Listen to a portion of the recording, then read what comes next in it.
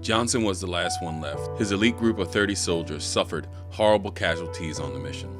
They parachuted deep behind enemy lines on a mission to destroy the monstrous wonder weapon. It was deployed for the first time 2 weeks prior, and it changed the war.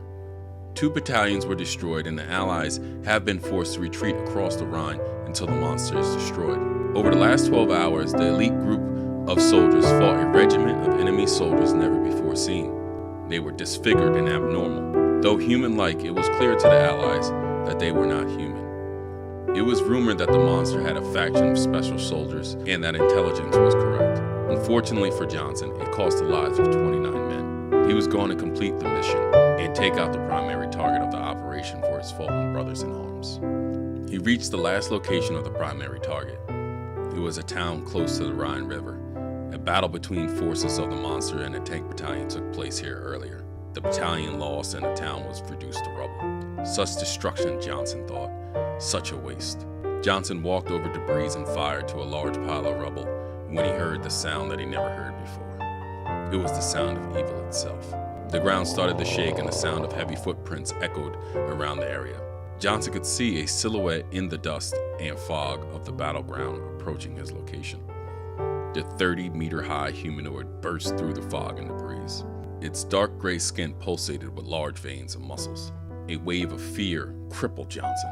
His body stopped obeying commands. A mask covered its face, but Johnson could see the massive, devilish eyes looking back at him. What was this thing, he thought? It was clearly not from this world, but what world would produce such a monstrosity? After 10 seconds of orders, his body finally obeyed and he jumped behind the rebel to check the breech of his .50 caliber sniper rifle. He had 5 of the special bullets made for the mission. It was the only reason why he was still alive. The team sacrificed themselves to allow him to survive. He was the best shooter on the team, and he was one of 5 members of the team that had the special bullets.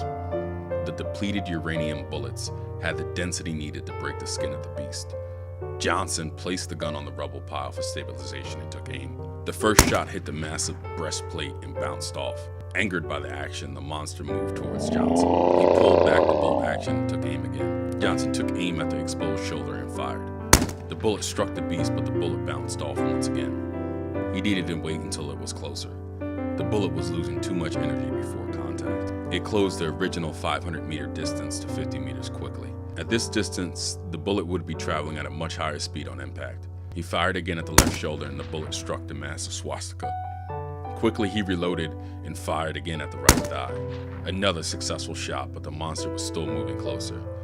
Johnson took aim at the mask and the haunting eyes of the beast. He fired.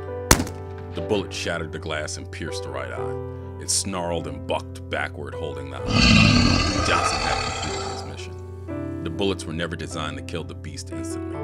Inside of every bullet was a cocktail of lethal radiation. That radiation was now flowing in the veins of the monster.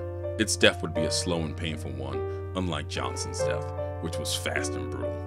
The monster reached his position and stepped on an elite soldier. His war was over, but he died knowing that that monster would be joining him in death shortly.